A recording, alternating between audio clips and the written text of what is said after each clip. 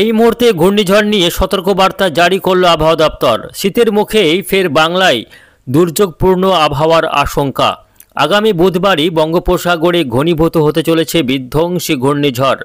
ঘন্টায় সর্বোচ্চ 100 থেকে 150 কিলোমিটার গতিবেগ নিয়ে বাংলার উপকূলে আছড়ে পড়ার প্রবল আশঙ্কা রয়েছে। ঘূর্ণিঝড়ের প্রভাবে বাংলায় টানা 3 দিন দুর্যোগপূর্ণ আবহাওয়া তৈরি হওয়ার সম্ভাবনা।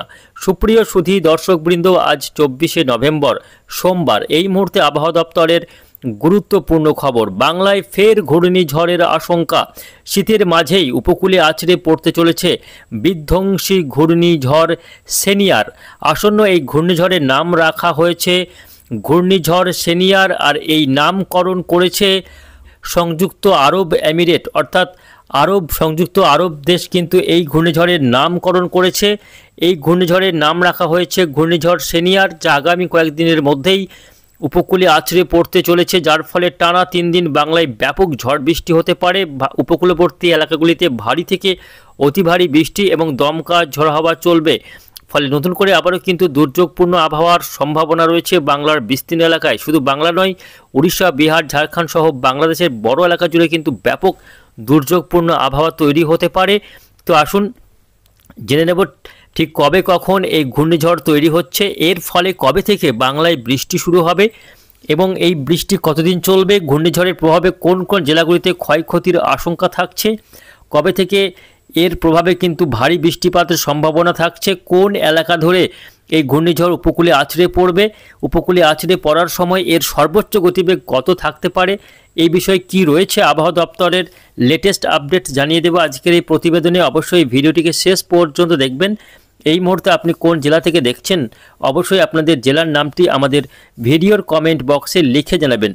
তো আসুন ঘূর্ণিঝড়ের ব্যাপারে বিস্তারিত যাব, তবে তার আগে দেখে নেব আজকে সোমবার অর্থাৎ 24শে নভেম্বর আজকের আবহাওয়া কেমন থাকছে। তারপর আমরা আগামী 4-5 দিনের আবহাওয়ার আপডেটে যাব এবং সবশেষে ঘূর্ণিঝড়ের আপডেট জানিয়ে দেব কবে থেকে এর প্রভাবে ঝড় বৃষ্টি হবে। তো প্রথমে আমরা চলে যাচ্ছি স্যাটেলাইটে, দেখে নেব এই মুহূর্তে বাংলার আকাশের পরিস্থিতি। তো আজকে সোমবার সকাল থেকে কিন্তু দেখা যাচ্ছে সমগ্র বাংলার আকাশ কিন্তু পরিষ্কার। পশ্চিমবঙ্গ বলুন, বাংলাদেশ, তার পাশাপাশি বিহার, ঝাড়খণ্ড, উড়িষ্যার আকাশ কিন্তু পরিষ্কার রয়েছে। মেঘালয়, আসাম, ত্রিপুরার আকাশ পরিষ্কার রয়েছে। এই বেল্টে আজকে দিনভর আকাশ পরিষ্কার থাকবে। উত্তরবঙ্গেও কোনো রকম মেঘলা আকাশ দেখা যাচ্ছে না। যেটুকুই মেঘলা আকাশ ছিল সেটুকু আজকে কিন্তু পরিষ্কার হয়ে গিয়েছে। ফলে উত্তরবঙ্গ থেকে দক্ষিণবঙ্গ সর্বত্রই আকাশ কিন্তু পরিষ্কার এবং চলছে শুকনো হাওয়ার দাপট। ফলে যেমন ঠান্ডা রয়েছে এরকমই থাকবে। তাপমাত্রার ক্ষেত্রে বিশেষ কোনো হেরফেরের সম্ভাবনা নেই, তবে কিছু কিছু এলাকায় তাপমাত্রা সামান্য ফল করতে পারে, যেহেতু একটি অ্যান্টিসাইক্লোন মধ্য ভারতে অবস্থান করছে। আর এই অ্যান্টিসাইক্লোনের সুবাদে কিছুটা উত্তরের হাওয়া জোরদার হতে পারে, অর্থাৎ উত্তরের যে হাওয়া রয়েছে তার গতি কিছুটা বাড়তে পারে। ফলে বিহারে এবং ঝাড়খণ্ড সহ পশ্চিমের জেলাগুলির কোথাও কোথাও সামান্য তাপমাত্রা ড্রপ করার সম্ভাবনা রয়েছে। ফলে তাপমাত্রা কমলেও বিশেষ কোনো হেরফের নেই। ফলে জাঁকিয়ে ঠান্ডা এখনই আসছে না, যেরকম টেম্পারেচার রয়েছে এরকমই তাপমাত্রা কিন্তু সর্বোচ্চ ও সর্বনিম্ন থাকবে, যদিও কোথাও কোথাও সামান্য তাপমাত্রা কমতে পারে, আবার কোথাও তাপমাত্রা বাড়ারও সম্ভাবনা থাকছে। যাই হোক, এই মুহূর্তে কিন্তু আজকে সোমবার আকাশ পরিষ্কার। বৃষ্টি আজকে হচ্ছে কিনা দেখে নেব, বৃষ্টি বজ্রমোট কি বলছে এই মুহূর্তে। তো আজকে কিন্তু দেখা যাচ্ছে কোথাও বৃষ্টিরও সম্ভাবনা নেই, মূলত আকাশ পরিষ্কারই থাকবে দিনভর এবং বৃষ্টিহীন থাকছে বাংলা। তবে আগামীকাল 25 তারিখ আবহাওয়া কেমন থাকবে দেখে নেব। প্রিয় দর্শক বন্ধুরা, আগামীকাল 25 তারিখেও আবহাওয়াতে বিশেষ কোনো পরিবর্তন থাকছে না। যেমনই আবহাওয়া রয়েছে আজকে, আগামীকালও একই রকম আবহাওয়া থাকবে। পশ্চিমবঙ্গ, বাংলাদেশ, বিহার, ঝাড়খণ্ড, উড়িষ্যা, মেঘালয়, আসাম, ত্রিপুরা, মিজোরাম, মণিপুর সহ উত্তর পূর্ব ভারতের বাকি রাজ্যগুলিতে আকাশ কিন্তু একই রকম থাকতে চলেছে। পরিষ্কার মেঘমুক্ত আকাশ এবং শুষ্ক আবহাওয়া কিন্তু বিরাজ করবে। ড্রাই ওয়েদার কন্টিনিউ করতে থাকছে আগামী কয়েকটা দিন। বুধবার 26 তারিখ পর্যন্ত এই মুহূর্তে যে আপডেট রয়েছে তাতে করে কিন্তু আকাশ পরিষ্কার এবং বৃষ্টির কোনো সম্ভাবনা নেই। ফলে বাংলার চাষিরা যারা ধান কেটে ঘরে তুলছেন তাদের ক্ষেত্রে কিন্তু সমস্যার কোনো সম্ভাবনা নেই। আকাশ কিন্তু পরিষ্কারই থাকবে, বৃষ্টির সম্ভাবনা নেই। ফলে আপনারা নিশ্চিতভাবে আপনাদের ধান কাটার কাজ কিন্তু চালিয়ে যেতে পারেন, ফসল কেটে ঘরে তুলে নিতে পারেন। এই মুহূর্তে কিন্তু কোনো দুর্যোগের আশঙ্কা থাকছে না। তো যাই হোক, আমরা একটু চলে যাবো এবার ঘূর্ণিঝড়ের আপডেটে, দেখে নেব কবে থেকে ঘূর্ণিঝড় তৈরি হতে চলেছে এবং ফলে কবে থেকে বৃষ্টি হতে পারে দেখে নেব। তো প্রিয় দর্শক, আমরা চলে যাব বায়ুর ঝাপটা মোড়ে। এবং সেখান থেকে দেখে নেব ঘূর্ণিঝড় ঠিক কবে কখন তৈরি হচ্ছে। তো এই মুহূর্তে আমরা চলে যাচ্ছি সরাসরি বঙ্গোপসাগরে। আজকে 24 তারিখের যে পরিস্থিতি বঙ্গোপসাগরে সেটা একটু দেখে নেব। তো এই মুহূর্তে আমরা দেখতে পাচ্ছি উত্তর বঙ্গোপসাগর কিন্তু একেবারে পরিষ্কার পরিচ্ছন্ন রয়েছে, তবে মধ্য বঙ্গোপসাগর এবং দক্ষিণ বঙ্গোপসাগরে ধীরে ধীরে কিন্তু পরিবর্তন দেখা যাচ্ছে, কেননা এই মুহূর্তে ইতিমধ্যে দুটো সিস্টেম অবস্থান করছে। এখানে একটি ঘূর্ণাবর্ত রয়েছে আর একটা এখানে রয়েছে। এটা হচ্ছে দক্ষিণ পশ্চিম বঙ্গোপসাগর আর এটা হচ্ছে দক্ষিণ পূর্ব এবং সংলগ্ন আন্দামান সাগর। এই দুটি ঘূর্ণাবর্ত এই মুহূর্তে অবস্থান করছে। এই দুটি ঘূর্ণাবর্ত কিন্তু পরবর্তীতে একত্রিত হয়ে যাবে এবং একত্রিত হয়ে একটি ঘূর্ণিঝড়ের রূপ কিন্তু নেবে। এই দুটি ঘূর্ণাবর্তই পরবর্তীতে শক্তি বৃদ্ধি করে একত্রিত হয়ে একটি নিম্নচাপে পরিণত হবে এবং সেটা পরবর্তীতে গিয়ে শক্তি বৃদ্ধি করতে করতে ধাপে ধাপে একটা ঘূর্ণিঝড়ে কিন্তু রূপান্তরিত হবে এবং সেই ঘূর্ণিঝড়টি তৈরি হওয়ার পর সেটা কিন্তু আরও শক্তি বাড়ার আশঙ্কা রয়েছে, ফলে একটি সিভিয়ার সাইক্লোন হতে পারে, অর্থাৎ তীব্র ঘূর্ণিঝড়ে রূপান্তরিত হতে পারে, যেখানে ঘন্টায় গতিবেগ থাকতে পারে 200 কিলোমিটার বা তার বেশি, 200 থেকে 220 কিলোমিটার পর্যন্ত হতে পারে ঘূর্ণিঝড়ের গতিবেগ। যখন ঘূর্ণিঝড়টি বঙ্গোপসাগরে একেবারে মাঝামাঝি অর্থাৎ মধ্য বঙ্গোপসাগরে অবস্থান করবে, ঠিক সেই সময় ঘূর্ণিঝড়ের গতিবেগ থাকবে 200 কিলোমিটার। ফলে বুঝতে পারছেন কতটা বিধ্বংসী বা ভয়ঙ্কর হতে চলেছে এই ঘূর্ণিঝড়। আমরা দেখাবো ঠিক কবে থেকে শুরু হচ্ছে ঘূর্ণিঝড়ের প্রেক্ষাপট।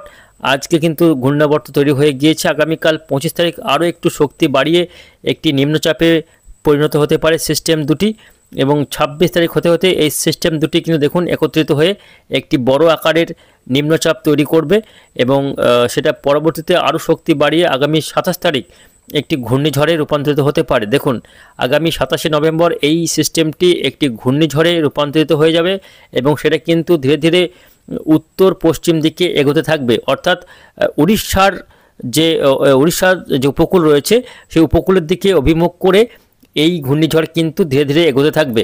পরবর্তীতে কিন্তু উড়িষ্যা উপকূলে আঘাত খেয়ে বাংলার দিকে এগিয়ে আসার প্রবল আশঙ্কা রয়েছে। এই মুহূর্তে আমরা গ্লোবাল ফোরকাস্টিং সিস্টেম অর্থাৎ আমেরিকান যে ওয়েদার মডেল রয়েছে, মার্কিন ওয়েদার মডেল, সেই মার্কিন weather model global forecasting system কিন্তু সেটাই ইঙ্গিত দিচ্ছে যে সিস্টেমটি ঘূর্ণিঝড়টি তৈরি হওয়ার পর সেটা কিন্তু উত্তর পশ্চিম দিকে কিছুটা এগিয়ে যাবে এবং সেটা কিছুটা উত্তর অন্ধ্র এবং দক্ষিণ উড়িষ্যার উপকূলে আঘাত খেয়ে ধীরে ধীরে কিন্তু বাংলাতে এসে আছড়ে পড়ার প্রবল আশঙ্কা রয়েছে। ঠিক কবে থেকে ঘূর্ণিঝড়টির প্রভাবে বাংলায় বৃষ্টি হবে আমরা দেখে নেব। দেখুন এই মুহূর্তে কিন্তু দেখতে পাচ্ছি আগামী 27শে নভেম্বরের যে ফোরকাস্ট, অর্থাৎ আগামী 27শে নভেম্বর বৃহস্পতিবারের যে পূর্বাভাস, তাতে দেখা যাচ্ছে সিস্টেমটি সেই দিন অর্থাৎ বৃহস্পতিবার দিন মধ্য বঙ্গোপসাগরের ঠিক এই এলাকাতে ঘূর্ণিঝড়ে রূপান্তরিত হয়ে যাবে এবং সেটা ধীরে ধীরে কিন্তু উত্তর পশ্চিম দিকে এগোতে থাকবে। আগামী 28 তারিখ দেখুন হঠাৎই আরও কিছুটা শক্তি বাড়িয়ে একটি সিভিয়ার সাইক্লোনে পরিণত হয়ে যাবে। সেই মুহূর্তে অর্থাৎ আগামী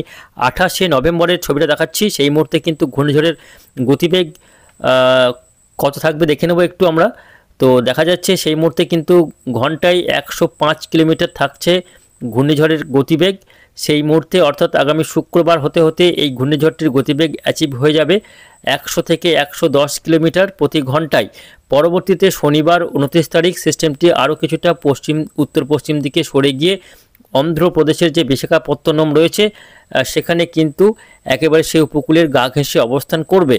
রবিবার 30 তারিখ হতে হতে সিস্টেমটি একেবারে বিশাখাপত্তনমের উপকূলীয় এলাকায় কিন্তু পৌঁছে যাবে এবং পরবর্তীতে সেই উপকূলে আছড়ে না পড়ে অর্থাৎ উড়িষ্যার এবং অন্ধ্রপ্রদেশ উপকূলে বিশাখাপত্তনমের উপরে আছড়ে না পড়ে সেটা কিন্তু ধীরে ধীরে উপকূল ধরে পূর্ব দিকে সরতে থাকবে, অর্থাৎ উড়িষ্যার দিকে এগোতে থাকবে।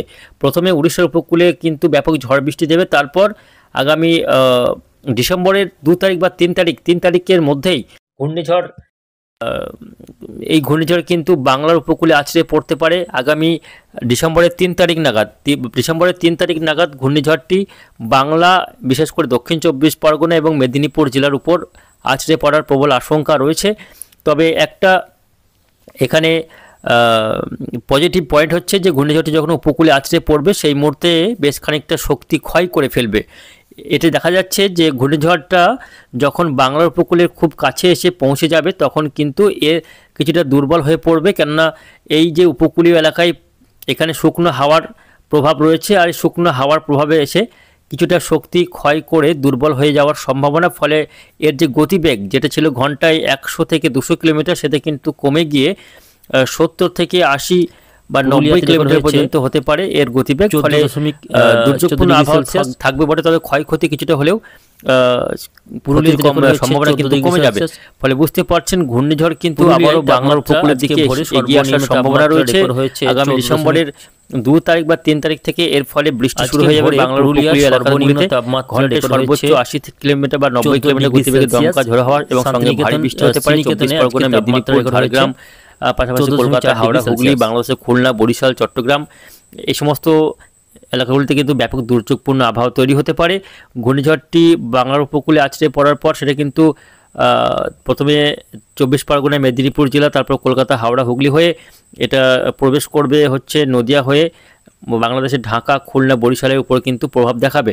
ঠিক এই পথ ধরেই ঘূর্ণিঝড়টি এগিয়ে যাওয়ার সম্ভাবনা রয়েছে এবং পরবর্তী ত্রিপুরাতেও কিন্তু এর প্রভাবে বৃষ্টি হওয়ার সম্ভাবনা থাকছে। ফলে বুঝতে পারছেন এর ফলে টানা 2-3 দিন বৃষ্টি হতে পারে। দক্ষিণবঙ্গের প্রায় সব জেলাতেই বৃষ্টি হবে, তবে উপকূলীয় এলাকাগুলিতেই বেশি ভারী বৃষ্টিপাতের সম্ভাবনা থাকছে। আগামী ডিসেম্বরের 2 তারিখ বা 3 তারিখ থেকে এই বৃষ্টি কিন্তু লক্ষ্য করা যাবে।